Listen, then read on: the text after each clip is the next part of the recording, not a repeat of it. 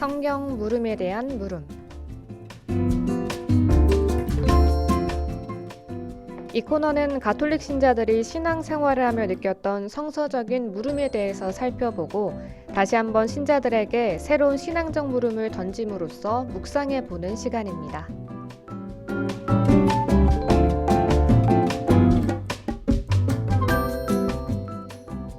네, 성경 물음에 대한 물음을 새롭게 이끌어주고 계시는 분이시죠. 최종훈 신부님, 어서 오세요. 안녕하세요. 최정은 토마스 신부입니다. 네, 신부님 그동안 어떻게 지내셨나요? 사순 시기가 시작됐잖아요. 네. 사순 시기 시작돼서 이제 저는 이제 사순 특강, 그 다음에 사순 프로그램 또 저희 성지에서 운영하고 있는 통독 피정 이제 그런 피정들 준비하고 또 그러고 있습니다. 항상 바쁩니다. 네, 매일 뭔가 준비의 연속이신 것 같습니다. 네, 그럼 바쁘시니까 또 오늘의 물음 바로 살펴보겠습니다. 네, 오늘 질문입니다.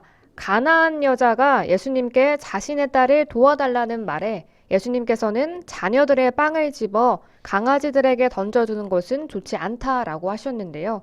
이 구절을 읽을 때마다 좀 불편하다는 느낌을 매번 받습니다. 어떻게 보면 상당히 모독적인 말로도 느낄 수 있기 때문인데요. 예수님께서 일부러 가나안 여인의 간절함을 시험하는 건가요? 또 무엇인가 성경 전반에 드러나는 예수님의 성품과 또 말씀, 그 결이 조금 다른 말씀이어서 예수님의 뭔가 다른 의도가 있는 건가 하는 의문도 있습니다. 예수님께서는 왜 이렇게 말씀을 하신 걸까요? 네, 그렇죠. 우리가 어떻게 보면 사람을 강아지에 이렇게 비유한다는 것 자체가 지금 우리가 살아가는 우리의 시대 안에서도 이제 그럴 때는 욕하는 경우가 제일 많으니까요.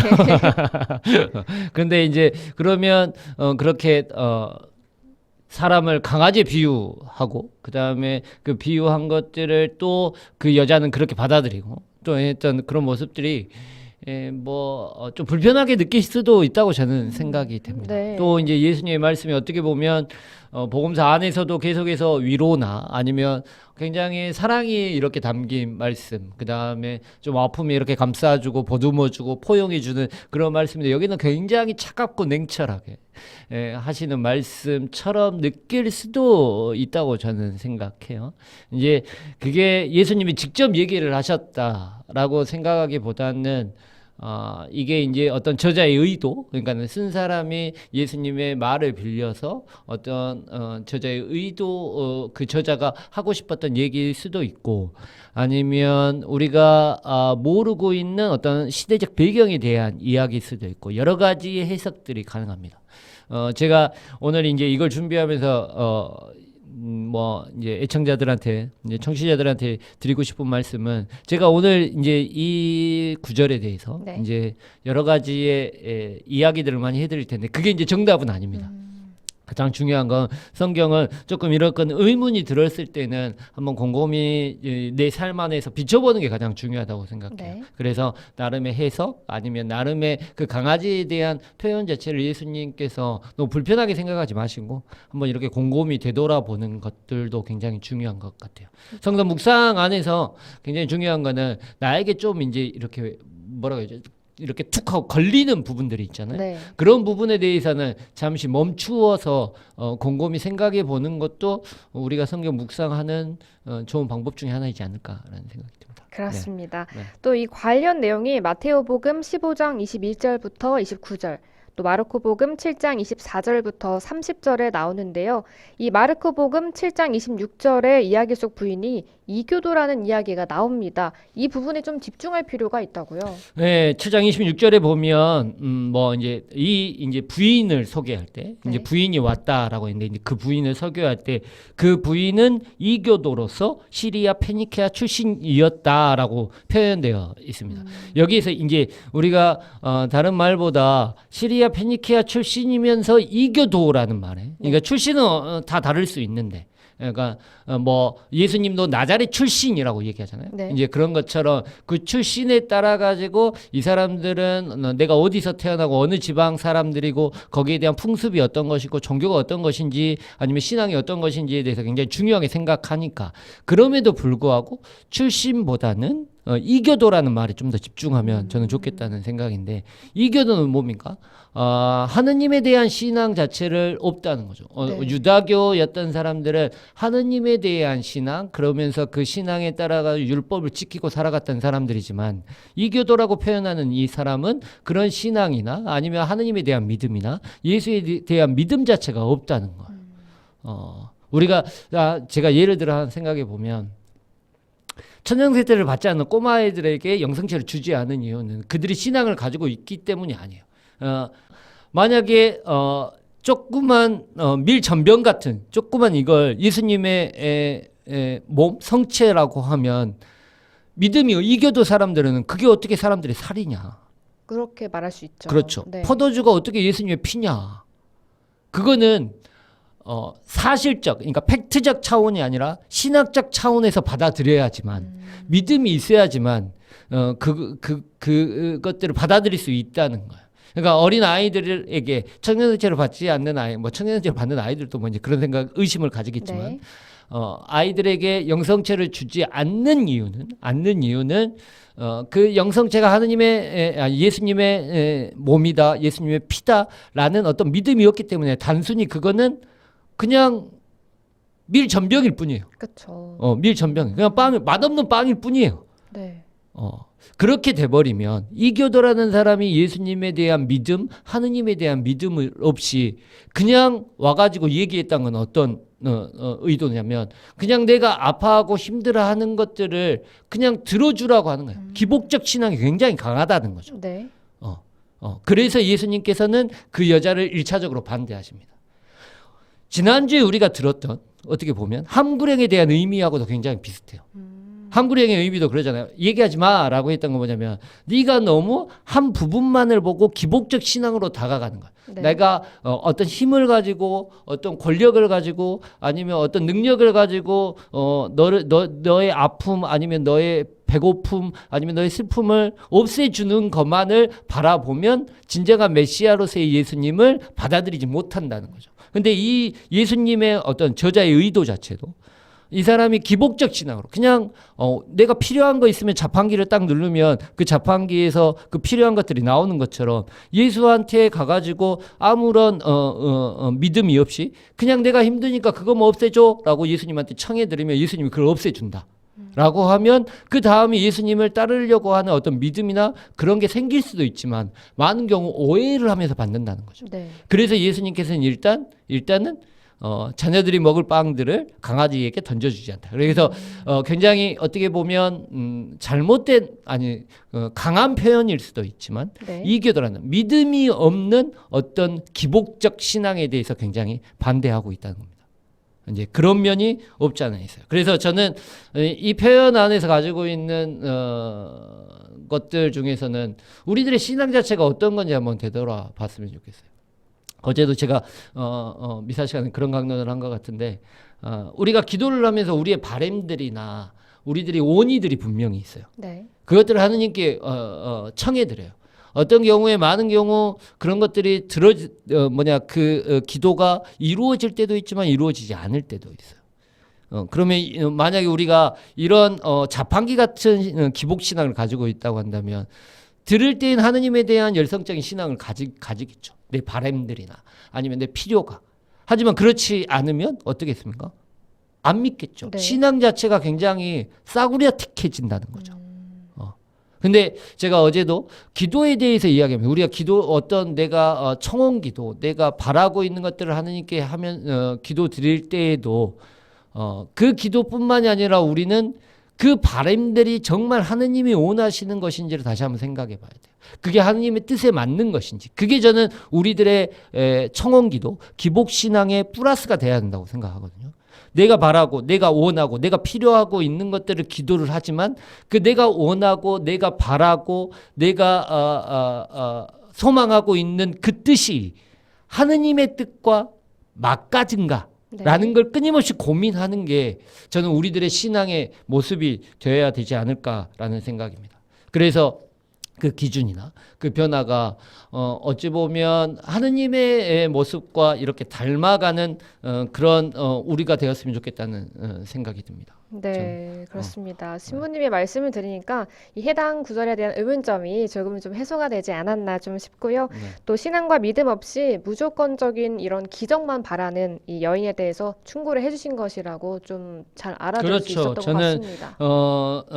이게 뭐 예수님에 대한 예수님이 직접 이 여인에 대해서만 얘기하는 것뿐만이 아니라 네. 작가가 그 당시에 마르코 복음이 쓰고 있는 작가가 그 당시에 많은 사람들이 예수를 보며 모여들고 달려들고 추종했던 그런 모습 자체가 이런 신앙, 그러니까 아주 싸구려틱하는 기복 신앙에만 매여 있는 걸 경고하고 있는 그런 표현이지 않았을까라는 생각들도 많이 가져봅니다. 그래서 저는 한번 내 신앙에 대해서 나는 하느님의 뜻을 찾으려고 많이 노력하고 있는지, 그래서 그 안에서 하느님께서 나에게 원하시는 것, 그 다음에 예수님이 가셨던 그 길을, 그 순환의 길을 따라갈 수 있는 그런 용기와 아니면 그런 배포가 네. 우리에게 있는지, 그럼 아니면 계속해서 내가 필요한 것만 계속해서 요구하고 있지는 않은지, 뭐 이런 우리들의 기도의 모습에도 한번 반성해 봤으면 좋겠다는 생각입니다. 네. 네. 또 그런데 이 해당 구절에서 여인을 개에 비교하는 것은 좀 과하다고 또 생각 좀 들어요. 네. 듣기 때문에 여기에 대한 말씀도 좀 나눠주시면 좋겠습니다. 뭐 요즘에 우리 어린 친구들이 쓰는 용어 안에서는 이 많이 개라는 표현 자체가 강조형이잖아요. 네, 맞죠, 그러잖아요. 맞죠. 그래서 뭐 이제 그런 문화가 있는 거예요. 그러니까 뭐 이제 저 어렸을 때는 그런 것들은 상상도 못 하잖아요. 어떤 걸 강조할 앞에다가 개를 붙이는 것 자체를 그쵸. 그러니까는 뭐 우리 세대라고 하면 그러고 네. 아무튼 그런 말의 표현 자체를 안 한다는 거죠. 그렇죠. 이제 어떻게 보면 언어는 문화에 굉장히 관계되고 그 문화의 것들도 바라봐야 된다고 생각해요. 이제 한 가지 제가 여기에서 개로 표현한 이유는 뭐냐면 지금도 우리 사회 안에서는 이제 애완동물처럼 개에 대한 어떤 각별한 애정이 굉장히 큽니다. 사람들 네, 요즘은 맞아요. 또 뭐 반려견을 키우신 뭐 뭐 묘 아무튼 이렇게 애완동물로서에 대한 위치 자체. 그래서 어떤 동물이 아닌 나의 가족으로 이렇게 대하는 경우들이 굉장히 많잖아요. 근데 네. 예수님의 당시에도 개를 키울 수 있는 사람들, 그러니까 어찌 보면 개에 대한 부분은 유목 생활을 했기 때문에 개는 자기들의 식구와도 같은 존재였어요. 특히 이제 부잣집에서는 개를 키울 때에도 어떤 자녀들보다도 더 신경 쓰는 그런 문화가 있었죠. 특히 부인들이. 왜 그러냐면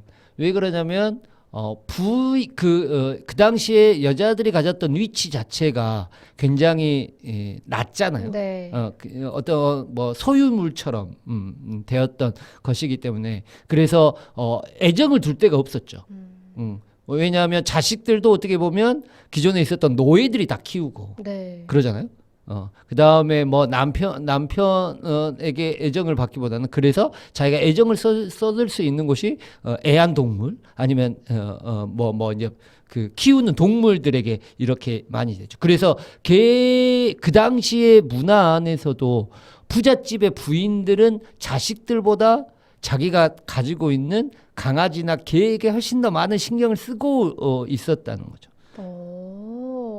저도 고대에 뭔가 이렇게 강아지를 키웠죠, 강아지를. 키웠는데 그 정도로 많이 좀 아끼고 그렇죠. 또 그 정도로 좀 소중하고 또 특별하게 생각했다는 게 좀 의외인 것 같은데요. 사실 그 시대 때는 인권에 대한 그런 개념조차 그렇죠, 없었죠. 네, 정립되지 않은 상황이었는데 이렇게 강아지를 사랑하는 분위기는 지금과 비슷했다니 좀 놀랍습니다. 그렇죠. 그래서 이제 그런 사회적 비판을 하고 있는 것일 수도 있어요. 예수님께서 어떻게 보면 네. 그러니까는 거기에 잘 보시면 자녀들이 먹을 빵을 강아지에게 던져주는 건 옳지 않다. 이 말 그대로를 보게 되면 많이 자녀들이 먹을 것들을 강아지에게 다 줬다는 거죠. 그러니까 그 사회적인 비판의 메시지도 조금 담고 있었다 할 수도 있다는 거죠. 네. 또 한 가지 더는 사람들이 어떻게 보면 내가 내 가족들이나 아니면 내 주위의 사람들이나 내가 살아가는 사람들, 그러니까는 사람들보다 바리사이들이나 아니면 율법학자들이나 많은 유대인들이 자기가 가지고 있는 지위나 명예 아니면 자기가 가지고 있는 어떤 직업 자기가 가지고 있는 신앙, 그러니까 자기 중심적으로 그것에만 신경 쓰고 자기 가족들이나 주변의 사람들 아니면 자기가 함께 살아가고 있는 사람들에게는 별로 신경을 쓰지 않았다는 거죠. 이걸 이제 비유적으로 예수님이 사회적 비판을 하실 수도 있어요. 그러니까 내가 가지고 있는 지위나 명예나 아니면 어떤 율법에 대한 가르침이나 아니면 그런 것들만 신경을 쓰고 주변에 있는 네가 사랑해야 될 사람들을 신경 쓰지 않고 있는 일반 사람들에 대한 것들을 비유적으로 비판하고 계시는 이야기일 수도 있다는 거예요. 그러니까 그런 이야기도 뭐 나올 수 있다는 거죠. 그런 해석을 이제 하다 보면 네. 거기서 이제 한 발짝 더 나가다 보면 이 시리아 페니키아 부인이라는 이 사람 자체에 대한 해석들도 조금은 달라질 수 있다는 거예요. 왜 그러냐면 그 당시에 아까도 얘기했듯이 그 당시에 문화 안에서 여자는 외부적으로 사람들한테 드러내면 안 돼요. 네. 항상 뒤쪽에 물러나 있어야죠. 왜? 모든 일들은 뭐 소송을 제기하거나 누구에게 청을 하거나 아니면 이제 성경 안에서 그런 얘기가 많아요. 무엇을 친구에게 꿔가거나 아니면 뭐 하는데 그럴 때는 부인이 나가는 게 아니라 남자가 뭐 이렇게 소송을 제기하고 청을 하고 그다음에 뭐 재물을 바치고 하는 모든 일들은 남자가 주가 돼야 되죠. 네. 여자들은 나서면 안 돼요. 그런데 여기에서 딸이 아픈데 엄마가 나섰다 하는 거는 아빠가 없다는 얘기죠.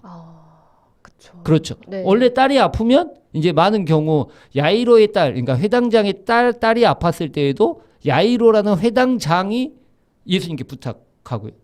근데 그런 남편이 없다라는 거죠. 네. 이 부인은. 그러면 시리아 페니키아의 이 여인은 어떻게 보면 과부였다는 거예요. 네. 그러면 과부였던 사람들은 어떻게 보면 아까 얘기했듯이 강아지보다 더 못한 대접을 그 당시에는 받았다는 거죠.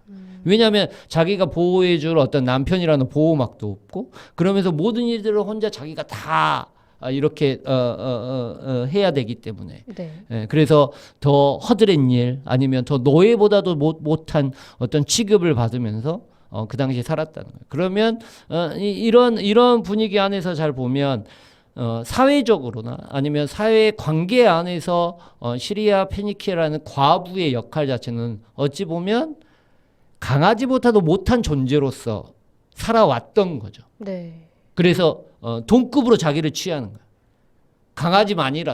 강아지만큼이라도 자기가 대접을 받았으면. 그래서 이 얘기가 어떻게 보면 우리에게는 굉장히 거부감을 느낄 수 있는데 네. 이 시리아 페니키아 여자는 강아지보다도 못한 대우를 받았기 때문에 만큼이라도 대우를 받았으면 좋겠다라는 건 굉장히 내용의 문맥상 굉장히 자연스럽게 연결된다는 거죠. 여기서 한 가지 더 나가면 네. 강아지보다 못한 존재의 취급을 받았던 그 여자에게도 하느님께서는 은총을 베푸신다. 기적을 베풀어 주신다. 네. 라는 개념으로 저자는 얘기하고 있는 겁니다. 네, 그렇습니다. 그런데 이 식탁에서 떨어진 부스러기 빵이라는 말도 조금은 좀 불편하게 느껴지는데요. 여기에 대한 말씀도 좀 부탁드릴게요. 이 부스러기, 저는 이 말을 굉장히 좋아하거든요. 좋아하세요? 네, 부스러기, 저는 네. 굉장히 좋아합니다. 이제 요즘에 이제 비가 많이 오니까. 네. 비가 오면 비를 안 맞기 위해서 우리는 우산을 쓰죠. 우산을 쓰죠. 네. 우산을 쓰는데 비를 안 맞으려고 우산을 썼는데 비를 안 맞을 수 있습니까? 아니죠. 좀 뭔가 들이닥치는 비도 있죠. 그렇죠. 네. 들이닥치는 비도 있고 우산을 썼는데 우산은 우리가 전체를 다 가릴 수는 없고 네. 그래서 신발은 젖고 팔도 옆에 좀 그 옆에는 젖고 네. 또 누구랑 함께 같이 쓰다 보면 뭐 어깨는 어깨가 젖기 젖고. 마련이고 네. 그다음에 뭐 차를 탈 때나 아니면 집에 들어갈 때나 아니면 할 때도 그 비를 안 맞으려고 우산을 썼지만 어떻게는 비는 맞는다는 네. 거예요. 이게 이제 우리 교리 안에 가지고 있는 은총의 개념이거든요. 하느님께서는 모든 사람에게 공평하게 은총을 내려주세요. 네. 근데 우리들은 우리들의 죄 때문에 우산을 쓰고 있는 거나 마찬가지예요. 그러잖아요. 네. 우리의 죄 때문에 우리도 알 수도 있고 모를 수도 있지만 비는 내리는데 하느님께서는 모든 사람에게 공평하게 비를 내리세요. 근데 우리는 우리의 죄로 우산을 만들고 있는 거죠. 하지만 그럼에도 불구하고 우산을 쓰고 있지만 그 은총이 우리는 안 맞으려고 하고 그 죄 때문에 가려져 있지만 그 은총의 비는 받아요. 그게 부스러기라는 거예요. 그래서 좋아하신다는 거예요? 그렇죠. 부스러기 은총이라는 거는 내가 의도하지는 않아요. 그 다음에 내가 바라지도 않아요. 저는 이 말이 굉장히 중요한 건 뭐냐면 딸이 청하지 않았어요. 맞아요. 엄마가 청했어요. 네. 근데 엄마의 고통은 아니에요. 맞죠. 그래서 딸의 고통이에요. 네. 근데 엄마가 청했어요. 근데 혜택을 입은 건 누구예요? 딸이요. 딸이에요. 이게 어떻게 보면 우리 삶 안에 있는 부스러기 은총이라는 거예요. 내가 아나운서님을 위해서 기도를 해요. 네. 아나운서님은 청하지도 않아. 네. 그게 뭔지도 몰라.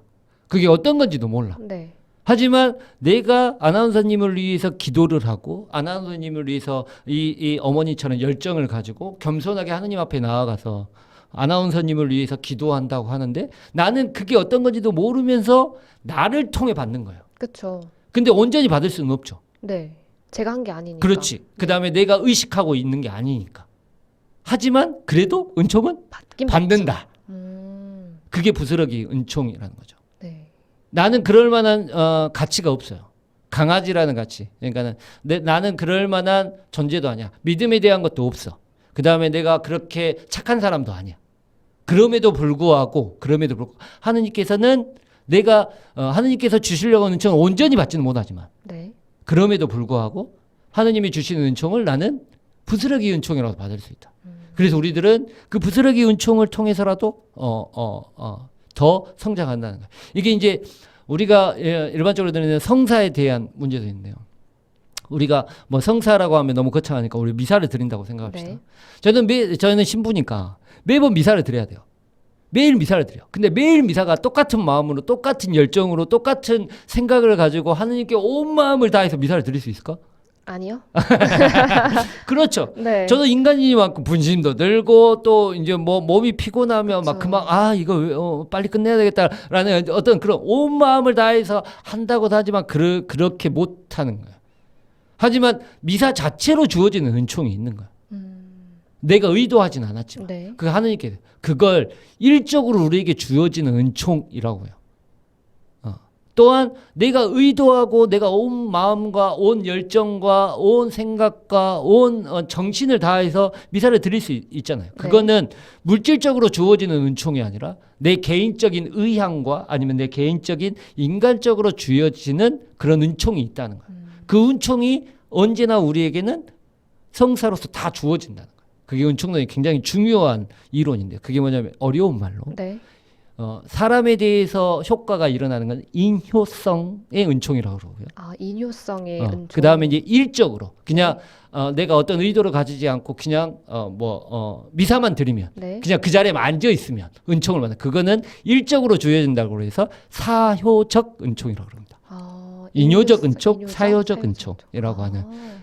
그게 다 우리가 어떤 의도하지 않았지만 부스러기 은총처럼 우리에게 받는 은총이라는 거죠. 그래서 저는 이 부스러기 은총이 우리가 의도하고 우리가 바라보고 우리가 뭔가를 하지는 않았지만 그래도 하느님께서 우리에게 그쵸. 그만큼의 은총을 내려주신다라는 그런 의미에서 저는 이 부스러기라는 말이 떨어지는 부스러기라는 그 말에 제가 아마 나쁜 놈이어도 그 은총은 내가 받고 살고 있구나라는 조금만의 위안, 네. 조금만의 안정감, 뭐 그런 것들을 가지고 살아가고 있죠. 그렇군요. 네. 그럼 오늘 함께 이야기를 나눠보고 있는 가나안 여인의 믿음과 관련해서 추가로 또 어떤 부분을 살펴보면 좋을지도 말씀 한번 해주시죠. 이 부분은 아예 또 다른 해석인데요. 네. 그러니까 이 짧은 걸 가지고 아예 다른 해석인데 잘 보시면 아까 제가 이제 그런 말했죠. 어떤 부인들은 부인들은 어떤 이제 돈 많은 부인들이나 부인들은 자기의 강아지들을 챙기지 자신의 자녀들을 많이 챙기지 않는다라는 걸 사회적으로 비판을 했다고 말씀드렸다. 그 이야기를 그대로 이 어머니와 딸에 대한 관계성 안에 정립을 시켜보면 네. 더러운 영이 들려서 괴로워하고 있는 딸이에요. 그래요? 그쵸. 근데 그 더러운 영이 진짜 더러운 영일까? 아니요. 그건 아닌 것 같아요. 아닐 수도 있다는 거야. 네. 왜냐하면 엄마가 봤을 때 더러운 영이 낀 거야. 엄마의 의도가. 네. 별로 신경도 안 써놓고 내 욕심이나 아니면 엄마의 욕심, 그 다음에 엄마의 의도에 따라서 보게 되니까 얘는 속된 말로 나쁜 년이야. 네. 그럴 수 있죠. 엄마의 그렇지. 관점에서는. 엄마의 관점에서. 네. 엄마의 기준으로. 근데 별로 신경도 안 쓰고. 네. 그런데 딸은 그게 힘들어. 그쵸. 난 그렇죠. 아닌데. 난 아닌데. 네. 근데 이제 그걸 예수님께서는 꼬집을 수 있다는 거야. 나는 내 시선으로 이 상대를 바라보고 있는 거야. 근데 강아지들도 식탁에 떨어지는 것들을 봅니다. 하고 자신을 낮추죠. 네. 이 여자는. 그러면서 그 딸을 다시 한번 바라보게 되는 거야. 아, 내가 잘못, 내가 잘못, 나도 잘못 바라볼 수 있구나. 내 것이 다가 아니구나. 이 상대방을 한번 바라봐야 되구나. 라는 것들을 다시 한번 느끼게 해준다는 거예요. 예수님의 말씀을 통해. 네. 네. 그래서 저는, 이 딸의 관계성 안에서의 면밀히 살펴보게 되면, 엄마의 모습으로 이들을 바라보는 것과 아니면 딸의 입장에서 이들을 바라보는 것. 그러면서 자녀가 원하고 자녀가 바라는 걸 나는 받아들일 수 있는가요? 그 마음들을 다시 한번 일깨워 주게 했다는 거죠. 네. 근데 이게 너무 과하게 되면, 그러니까 또 그런 경우도 있잖아요. 엄마인데 자식이 원하는 것들을 다 들어줘요. 그러면은 또 그것도 안 되잖아요. 네. 버르장머리 없어진다고 하죠. 그렇죠. 네. 이제 마마보이가 되거나. 네. 그렇죠. 그러니까 이 아이를 위해서도 중요하지 않다는 거예요. 서로에 대한 존중. 그래서 스스로를 강아지로 표현했다는 거는 내 자신을 겸손해서 낮추는 의미도 있지만 내 마음과 내 바람과 딸에 대한 나의 바람과 나의 어떤 의도들을 가지고 있고 딸과 대하고 있다는 거야. 그래서 딸을 찾아가서 바라봐 주니까 네. 그 딸은 달리 보이는 거죠. 더러운 영이 벗어난 게 아니라 어떻게 보면 내 관점이 바뀐 거네요. 바뀌었으니까 어떻게 보면 내가 한 번도 더러운 영이 아니라 그냥 딸로서 다가가는 거야.